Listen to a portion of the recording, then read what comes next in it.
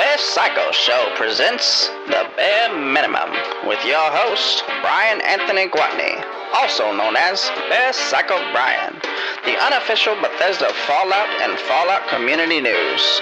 By the fans, for the fans. Welcome everyone to The Bare Minimum, the official presentation and news broadcast for The Bearcycle Show. I am your host, Brian Anthony Gwatney, also known as Bearcycle Brian.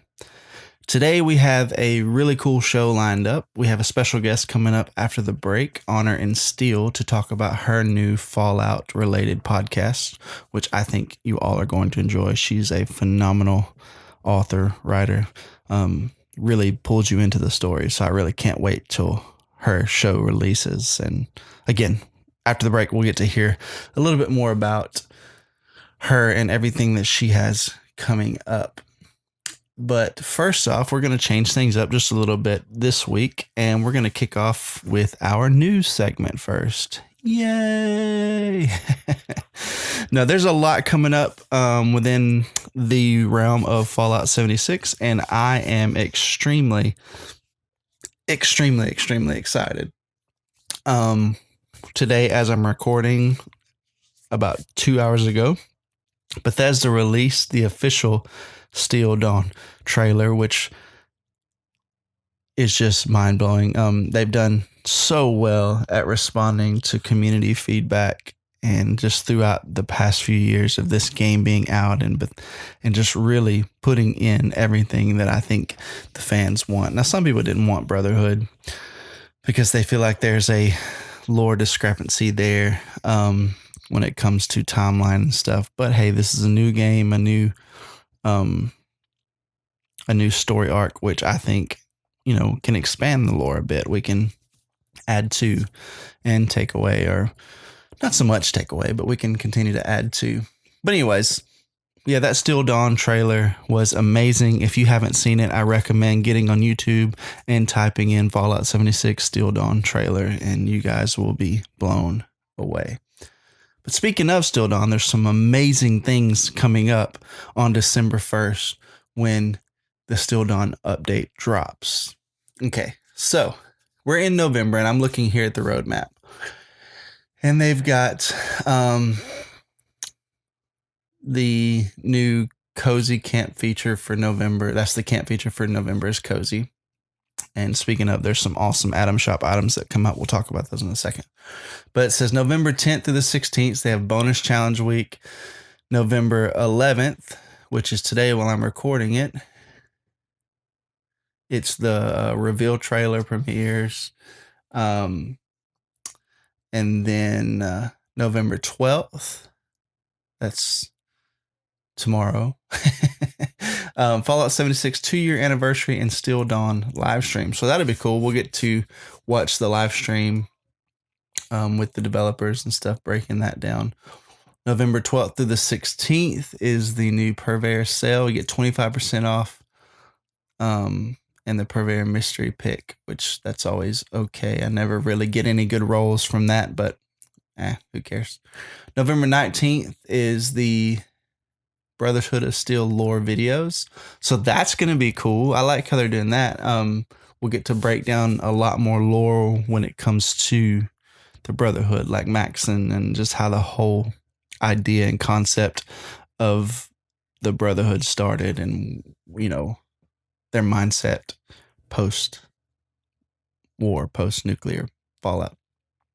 And then November 24th through the 30th is another Hunt for the Treasure Hunter. And those are somewhat fun. The very first one that they did, where it was just in the ash heap, was a total pain because, especially if you weren't playing with friends. I mean, luckily I have a lot of friends and a great community that we play with. But when you jump in there solo and there's random people there that don't really care to one-shot these treasure hunters, and no one gets loot but one person. So that's not fun.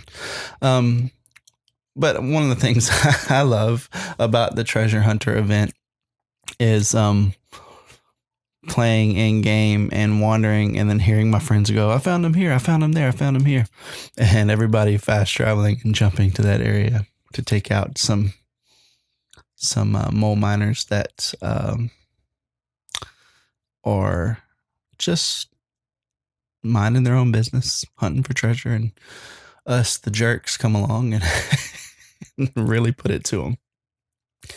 And then in December is the month that we can all get excited for. Why? Because it's officially Christmas season. Thanksgiving's over with, and we can start gearing up for Santa Claus and all these things. But in reality, the Santa that we know as Bethesda will be dropping Steel Dawn on December 1st, which that is extremely exciting. And then December 1st to the 7th is double score week. So we'll have the whole new score board game to really build on and actually get some really cool advances in that, earning double score. December 3rd, we'll see the oh no, so it looks like it'll be the same. Okay, so season 3 scoreboard doesn't start till December 15th. Okay, so I got that wrong. So December 1st to the 7th will give you time to catch up on the scoreboard that's already out. The Armor Ace, the G.I. Joe type theme one. Okay, so December 3rd, it'll be a new community calendar and season 3 preview. December 10th through the 14th is double XP weekend. So all you new gamers that are going to be out there jumping into Steel Dawn for the first time, Fallout 76 for the first time, you'll really be able to beef up your character super quick, earning double XP. Jump into a community, find them on Facebook, type in Google Fallout 76 communities across Reddit, Discord. We got a great one, the Apocalyptic Aristocracy. We play every Friday night and get up to no good, but accomplishing events and all kinds of things like that. So jump in, grab a community, and earn that XP. And let's see, December 11th, it's the Game Awards trailer. December 15th is, like I said earlier, when season 3, the new scoreboard begins. And December 17th through the 31st is bringing back the Holiday Scorched event, which I thought was way better than the Treasure Hunter event. Hunting down festive scorch that are jingle, jingle, jangling. Yeah, that's going to be exciting. And then December 22nd through the 29th is another Purveyor Sale, and you get another 25% off and the Purveyor Mystery Pick. So you can, I don't know, take your chances and try to get some cool loot. So that's what's coming up from Bethesda's side of things. And there's one thing that I didn't talk about that's releasing within the Steel Dawn update is we get an all new quest line. We get new human NPCs, so more NPCs to really make Appalachia not feel so empty anymore, like they did with the Wastelanders, making it just amazing. Brand new locations, new weapons and gear. Season 3 refresh, like as a scoreboard. And then my favorite thing that I cannot freaking wait for, which is going to be camp shelters. These look amazing. I was able to jump into the PTS and really kind of mess around and get excited and see how that's going to work. Now, there's a lot of skepticism when it comes to the shelters because we've seen a lot of, in the PTS, you weren't able to put display cases and have companions and things like that in there. And part of me thinks hopefully maybe that's just testing and we will get display cases, because the ability to have shelters in some of the, like, which is the vault shelters at the moment that we get, the 3 different, the atrium, the storage room, and I forgot the other one. But having those and having the ability to set up like trophy rooms and display all the collectibles, I think that's what a lot of people want. So hopefully they'll bring that into effect when it comes to releasing shelters, maybe, or down the road they'll be able to unlock displays, because that'll be really fun to set up, like I said, like museums of all the stuff we've collected across Appalachia. But that's everything coming up in November, the rest of November, and in December. I hope you guys are excited, because I am super excited. Another thing coming up in December, stay tuned. I'll have more information in the show notes and a link to Ken, the creator of Chad, a Fallout 76 story. podcast. He's gotten together. I'm pretty sure right now at the moment we're at 136 streamers on board. And we're going to do a community stream event coming up in December, and all the proceeds that are raised from this event go towards St. Jude's. It's a great organization, Children's Hospital, amazing thing that they do for kids and families that need help there. So it'd be awesome for you guys to get involved in helping contribute to our streams as we broadcast some awesome Fallout content. I think it's called Fallout for Hope. And if you're a Fallout 76 streamer or a Bethesda type streamer or anything along the lines of Fallout, want to do maybe play the original Fallouts 1 and 2, New Vegas, Fallout 3, and stream it and try to contribute to that, I'll have a link to Ken's Twitter. And so you guys can reach out to him and talk about joining the stream team. That'd be really awesome. All right. I was going to go into what I thought I want to talk about with the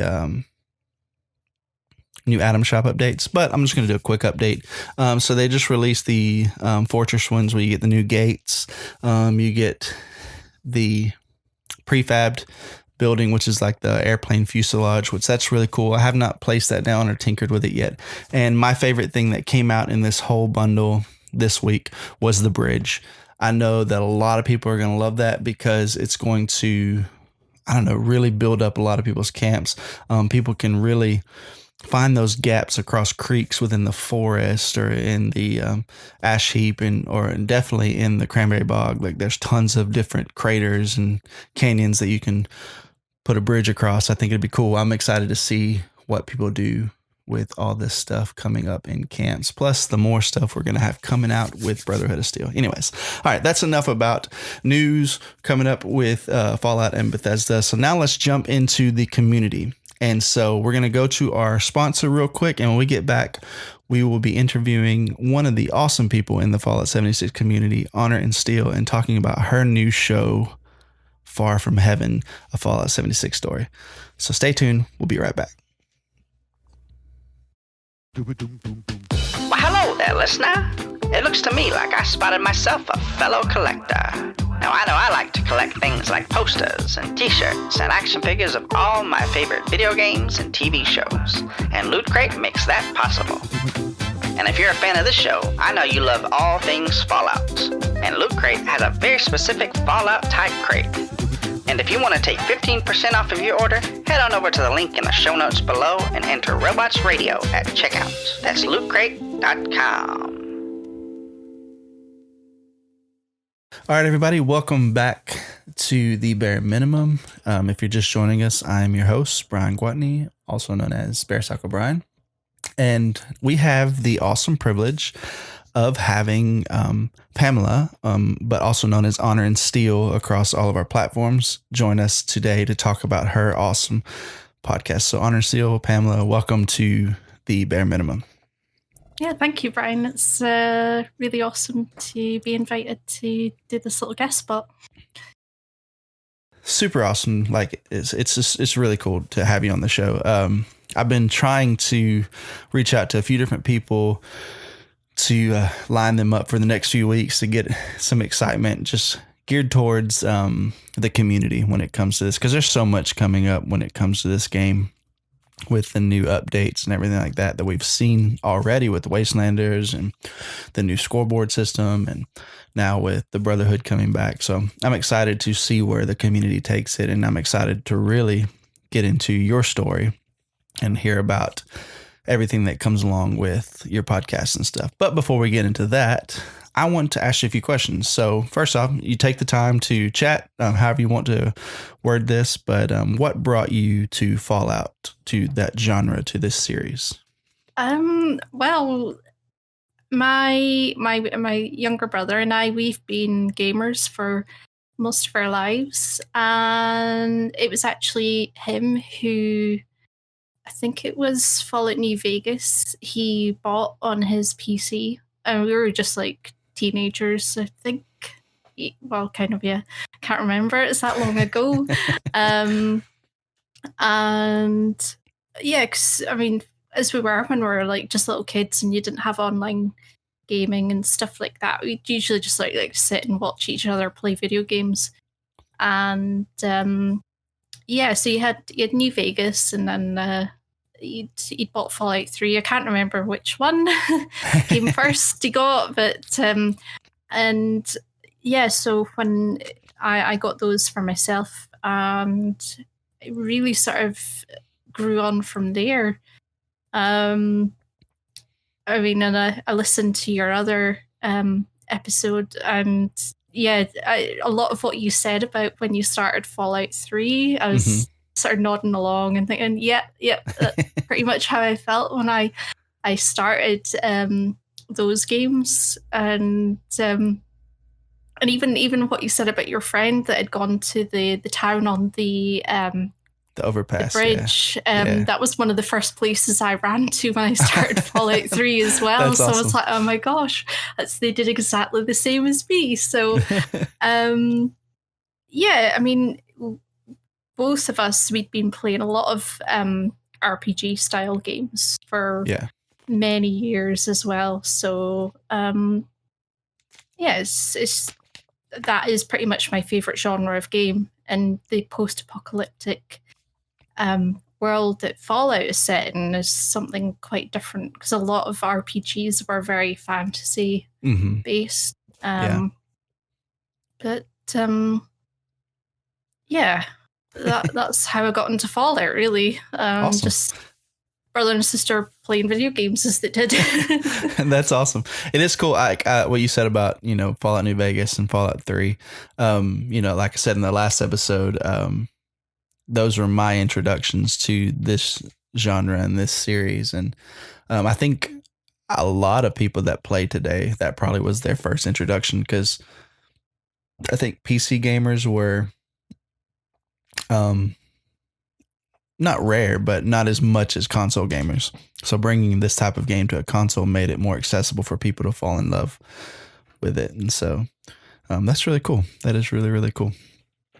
Okay, so now that we know what brought you to Fallout, what do you love most about Fallout 76?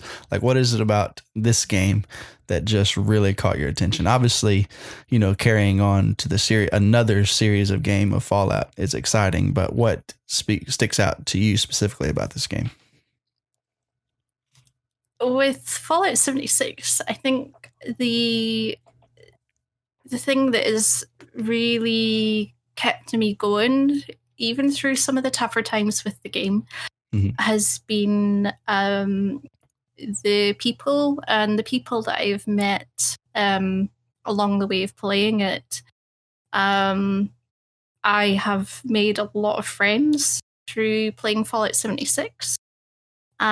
People that I would never have met otherwise.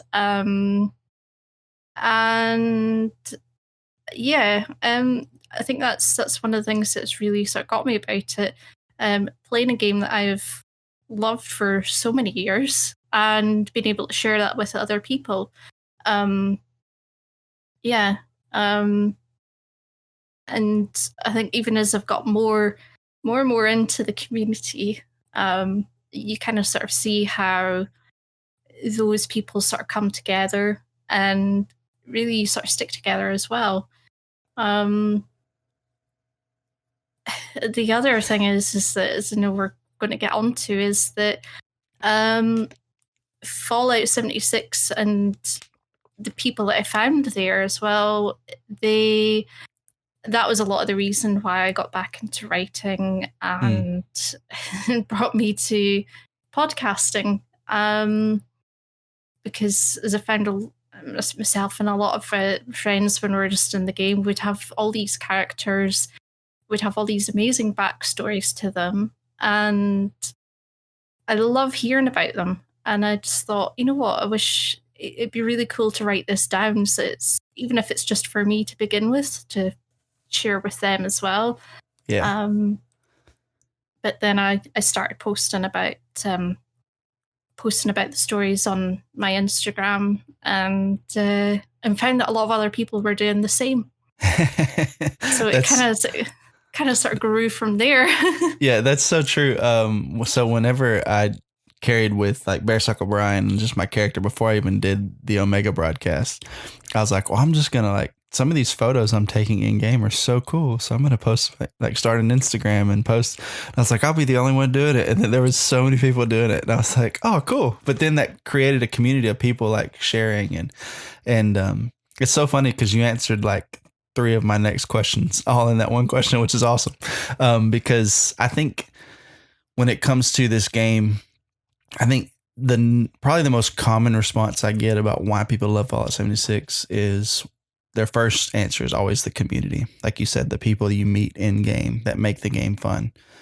Because it's not that, like, I think it's not that Fallout 4, Fallout New Vegas, Fallout 3, we're lacking in an area. Obviously, we know that because we love those games so much. But having the ability to, those are so driven. They have stories. They like their character, even though you get to name your character and be that character. Those stories are kind of driven, and Fallout 76 allows you, like you said, for people to create their own stories, even though there's a kind of driven story for you to follow. It's not like they're saying you're this specific person, you're that specific person. Go and, make up your own characters. Kind of what I feel like Fallout 76 is.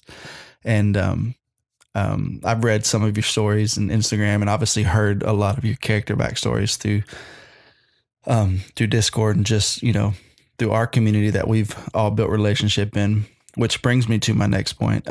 So, Ken started the Writers Campfire Guild probably back in June, I think it was, for all of us to come together. And feels like so long ago. I know. 2020 just feels like it's going on for about 30 years already anyway. So but yeah, I think it was back in probably the end of May or June, because it wasn't long after I released my first 2 episodes of the Omega broadcast. I think is when we jumped into the Writers Campfire Guild. But I kind of talked about it last week on the show. Just kind of anybody who's interested in writing or feels like they want to bring back that spark to writing. But I think it's a really cool thing. So I wanted to talk about the Campfire Guild for a little bit. How it's helped you out, and like hearing other people's stories is inspiration. Because I know for me it is. Like writing, especially during, like we talked about 2020, has been such a lull. And to me, writing has been like therapy for me at the same time, because not that I want to escape or like I'm trying to run away, but having that moment of just putting myself into a different world and creating characters and writing story arcs and different things like that really became like therapy to me. And so being able to bring that to, the every other Thursday night campfire meetings with you guys and kind of share about what's going on or what's in my head has really helped me out. So I don't know, just kind of share what you think about and, the campfire and stuff, the guild, the Writers Guild. Yeah, I mean, it's kind of almost what I came across on Instagram, but on another level, because we all get together in the voice chat on the Discord server there, and we could just all talk to each other, in real time, and I mean, everybody comes with something prepared, and maybe somebody's having a bit of a problem with what they've been working on, so kind of sort of put it out to everybody that's there to work through it and come up with some ideas, and even to sort of like, one thing I really love is when we all get together to sort of read through somebody's script that they've been working on. Fun. Yeah, it is so fun. It can be so hilarious at times. Yeah, especially because like you have character ideas, how you want someone to go, and then somebody jumps in, and it's just funny to me. Like I've noticed it with some people. They'll put on an accent. It's like, well, that's not where I was going, but this is hilarious. Keep going. So, anyway, even with the Halloween one, I know one of the stories, the Mistress of Mystery one, and I know Ken had a lot of fun with that. But yeah, it's really nice to be able to speak to everybody there and, just get that feedback, which was really, really helpful. And I think also as well, it's hearing everybody else's enthusiasm and their insight to it, because everybody's got a different angle on how they see the Fallout world and different factions and things like that. But for me as well, it's been really, really useful because sometimes you get offered a different perspective, and it could sometimes be either a spark to give you some new ideas or a fresher take on some that you've got already. Yeah. Or even just that different perspective, and you think, I never thought about it that way. Or sometimes they point something out though, which is maybe really obvious to everybody else that is hearing what you've brought, but for whatever reason, it's kind of been a bit. I haven't been really sort of seeing that, but you can kind of get a bit blinkered when you're in the middle of writing. Yeah, definitely, definitely. And sometimes when you're writing, you think, yeah, this isn't so good, but other people hear it and they're like, no, this is really great. What you're doing is really good. So, yeah. So, and I think if I was to sort of sum up what the Writer's Campfire has been for me, if somebody had told me this time last year when I started writing the story of Joel and Gilda, essentially it started out with just those two. If somebody had told me last year, this time next year you will be recording for a podcast radio drama with these characters, and by the way, you're going to make a whole load of other characters, and this little story that you began is going to take on something else entirely. I would have been a bit sort of like, no, no, what are you talking about? I never would have thought I would have been recording a podcast. So that's really what the campfire has given me. It's given me a lot of support and a lot of confidence to do something more with my writing. And that is really amazing. That's so cool too. Like, because I think a lot of, because there's some cool shows I think that are going to be coming out from our campfire. And, we just had the Modus Files released by one of the guys, and it's really cool kind of taking that, like you were saying, a different perspective, focusing on the Enclave and Modus and that whole, and he's very creative when he writes those. But it's just really, to me, like it's an encouragement to have someone like Ken put something like this together, to where you don't see that a lot in the world today, to where someone who has a successful niche that they've tapped into, a lot of people want to kind of like bottle that up and kind of protect it and not kind of share it.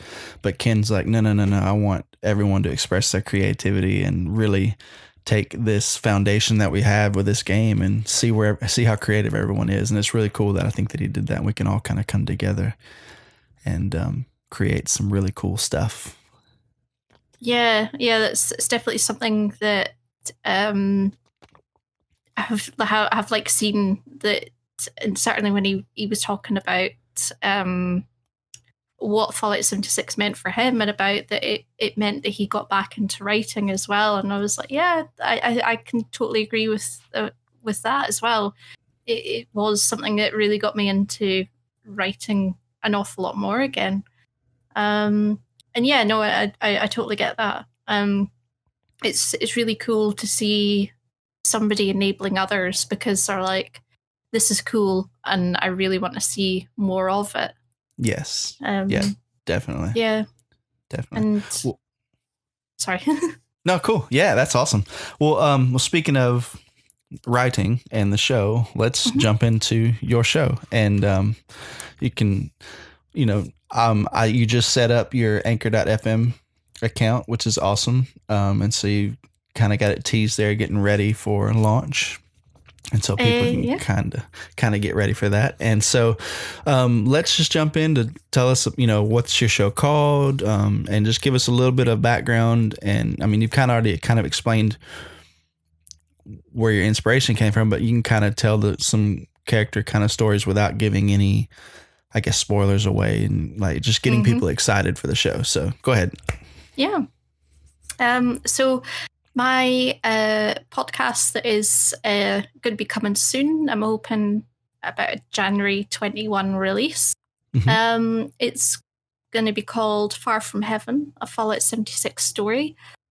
And kind of sort of based that title on the song that everybody knows because of Fallout 76, Country Roads. And it starts with the line, Almost Heaven, West Virginia. And I kind of sort of took a bit of inspiration from that, just to title it, and it kind of explains a little bit what everybody that is returning to West Virginia is looking for. They're looking for a better life, however that may mean to them individually, because everybody's looking for something different. But the story kind of sort of, it's quite simply 3 responders who had escaped the events of Morgantown Airport, where the Scorched attacked and effectively wiped out the responders from West Virginia. So there's 3 of them there. So one of them, Joel McKenzie, my character, Mary Nielsen, and another responder, he's a fire breather, Warren. And they're the 3 that escaped to Pennsylvania. They've basically just sat out in Pennsylvania in a settlement there, kind of sort of just really sort of getting a life together. And they hear from caravans and traders and just people passing through that the Scorched have been dealt a pretty massive blow by the Vault Dweller setting off a nuke, as you do in the main quest of the game itself. And that's what we all know, the story that Wastelanders brought in, that because of that, people are starting to come back to settle West Virginia, and that's what brings those 3 back. The other side to it is that I've got what I thought was quite interesting was that maybe some people survived all the time actually staying in West Virginia, and that is where my character Gilda Sullivan comes in. She's a West Virginian, she's a hunter, and for whatever reason she decided to stay there. And I think mostly because she just didn't know what to do, really. I don't think anybody can kind of sort of prepare for things like that, and know a bit of the fight or flight reaction as well. Okay. So you've got these sort of 2 very different ways of dealing with quite a major incident in West Virginia for the people that lived there already. So it kind of sort of follows the 3 responders returning to West Virginia. And they've all got a connection with Gilda in some way. Joel and Gilda were the 2 characters that I originally created. As funny as it may sound, when I first began writing this story, it was kind of like a love story, because I thought, what if there was a couple that got separated by the Scorched in some way, and that's kind of where I started writing it. But then I thought, well, I can't just write about this as being, they eventually get back together, they find each other and stuff like that. So there's got to be something to make it interesting and really sort of make it a very wasteland Fallout story. So so there's a few things that happen that kind of sort of delay that, basically. I'm not going to go into that because that'll be a spoiler. Yeah.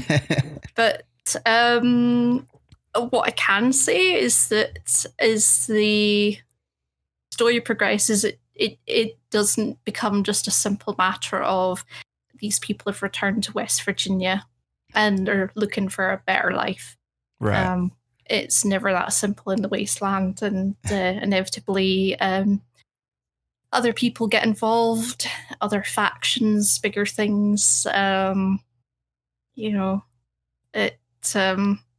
quite surprised how the story sort of went along when I carried on working on it.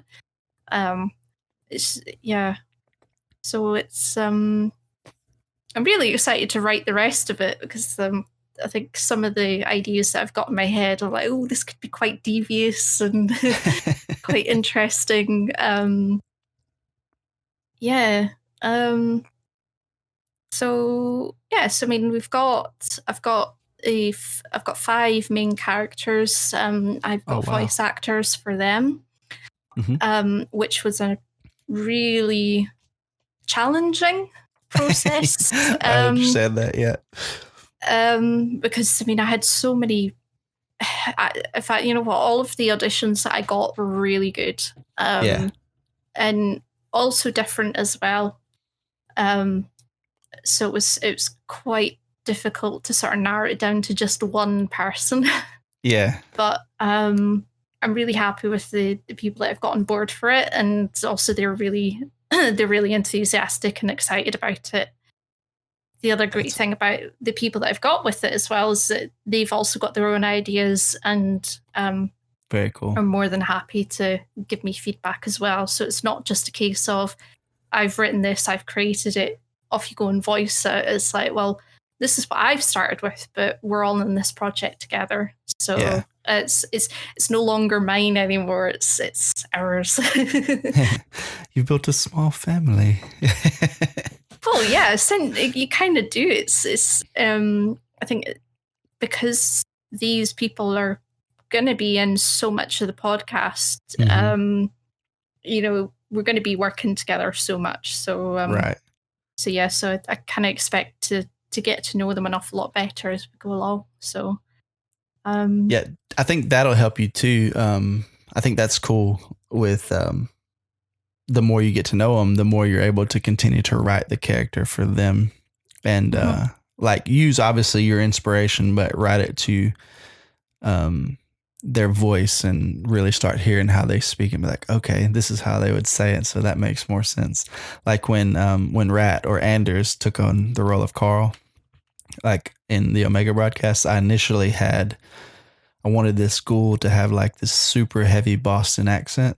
But then Carl did an audition where he kind of just like ignored the Boston accent and did like this country accent. And I was like, oh, that's cool. So I like rewrote his whole backstory and made him from Kentucky instead of Boston, like he worked in Boston, but he was from Kentucky. And so that was really cool.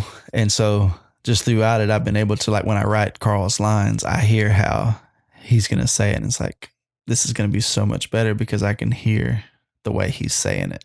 And, so that's really cool. Like you said, building that family and like, really becoming closer together in this story. I think it's awesome though, that as well, that they're willing to not just be a voice, but to be a part of the team. Like essentially, like, I don't know, producers and ideas for things. And so I think that's going to help your show become even better because like you said, you're not just, forcing your ideas down, on them, but you're like, this is what I've got. And they're like, well, what if I did it this way? And then y'all can kind of ping pong off of one another. I think it's going to make the show even better. So yeah, I'm excited. Yeah, I think even the cast are really quite excited about it. And I know some of them, it's like you can already see them sort of taking their character and bringing some other ideas about it. I think even for like the Andrew, who I've got voicing Joel, I think even from the beginning when I told him that he'd got the part, it was like, oh my God, I've got so many ideas. And I love the fact that he picked up on the fact that Joel is a big Unstoppables fan. And, cool. Yeah. And really sort of took that to heart, I guess. And that's given me he's given me a lot of really good ideas to sort of bring a bit more of that along. So I hope I get to incorporate a lot more of his sort of love for the Unstoppables into the show a bit more. So it's really, that is really encouraging to see.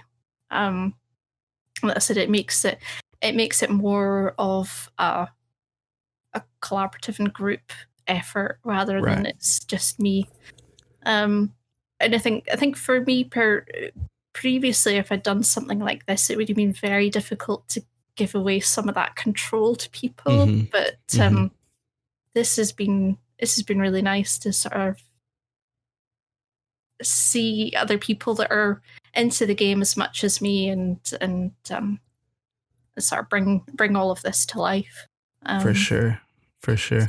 I think it's cool too. You were saying you had so many submissions for when you did a casting call, and I think like one thing that I've found with our show is we had a bunch of people like audition for a few different roles, and then I ended up going with other ones, but those people were so willing to be a part whenever something came up. So it was like, okay, well, I've got a few one-off characters that are, they're going to die in this episode, but I need a voice for them. And they're like, I'll do anything, And so it's really cool that you have this like plethora of people to pull from as well. Be like, I liked your voice for this, but what do you think about playing this character? So. Yeah, that's definitely something that I kept in mind when I was doing the casting was, you're like, okay, maybe they're not a fit for this character, but I have got characters in the future that maybe you would be more suited for. That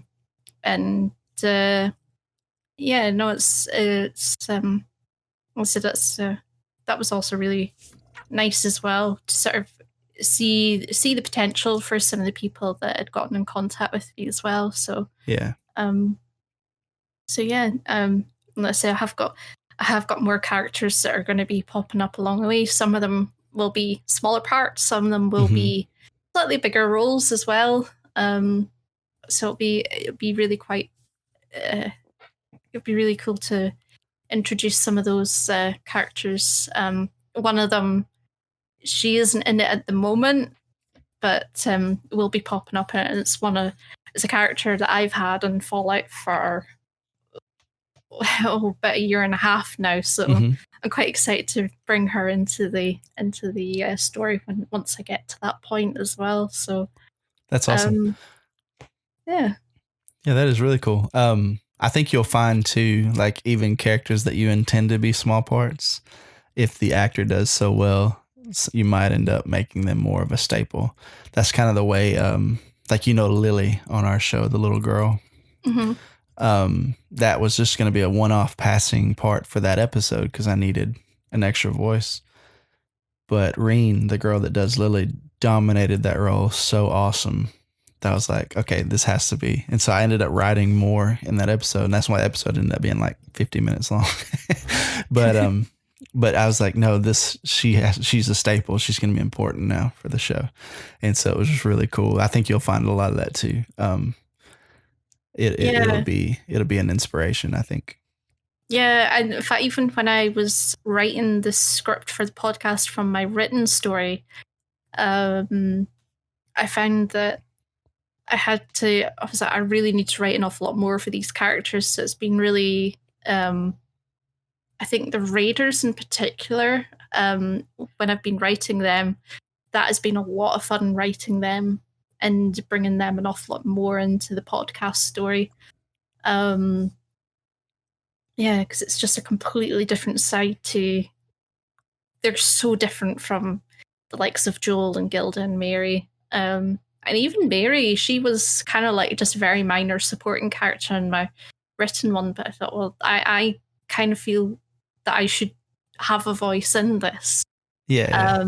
And so Mary kind of went from being just another responder to like, oh, she's from here, and and she does this and she does that. She's adopted 2 children that had kind of got left with the responders, and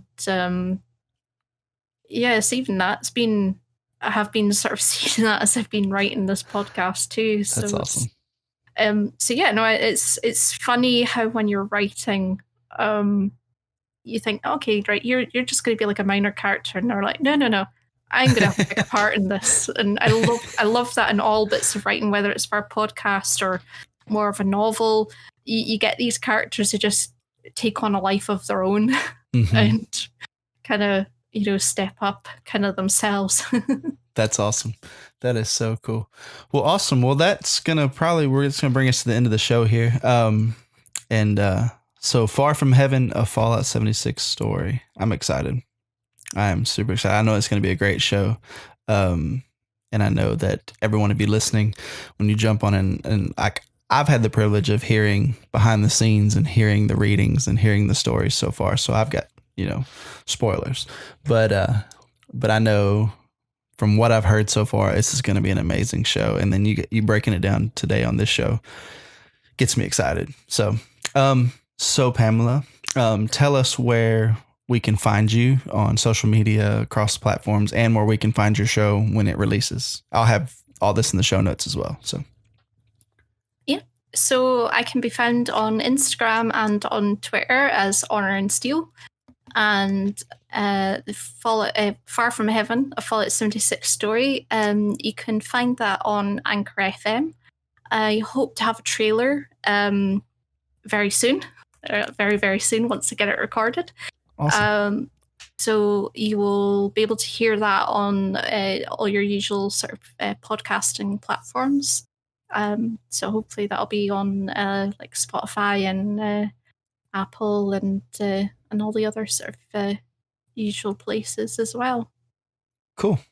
Well, awesome. Thank you again so much for coming on and just kind of sharing about, what you love about Fallout and then letting us know about your show and what's coming up, because I've said it before and I said it time and time again, my whole purpose is to really push the community and just see how creative people can be. I get really excited when I see people step into their creative elements because I believe everyone's creative. Everyone just needs to figure out where they're creative.